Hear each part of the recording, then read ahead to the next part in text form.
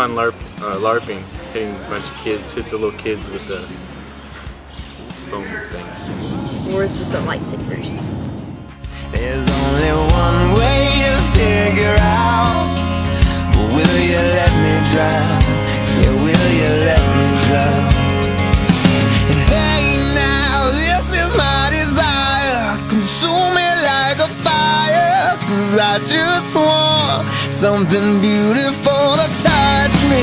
I know that I'm married, 'cause I am down on my knees and waiting for something beautiful.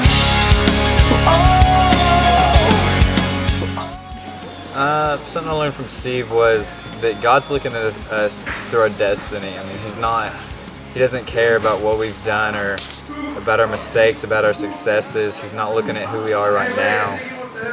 He's looking at what we're gonna be, what we can be, what He has intended us for. What I learned from Steve was that God has a plan for everyone, and even if someone thinks that you're an oops, or that you weren't supposed to happen, or that you're a nobody, you are somebody, and God does have a plan for you. Something I learned from Steve is that we need to learn from God, not for Him, and that we all have a path ahead of us, and that we need to stay in our lane and not look at anyone else's lane and just say yes. Some of you need to look in the mirror and say, I'm not stupid. I am my Father's child. I'm so-and-so. You see, I want heaven to say, Steve at last.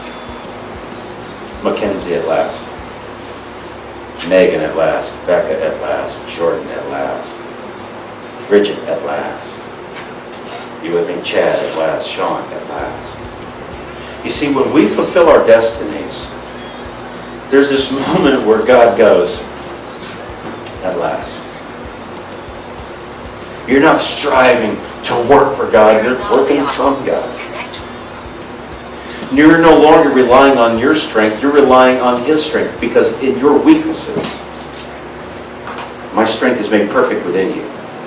And that's why Paul says, I will boast in my weaknesses even more, because when I'm weak, He is strong.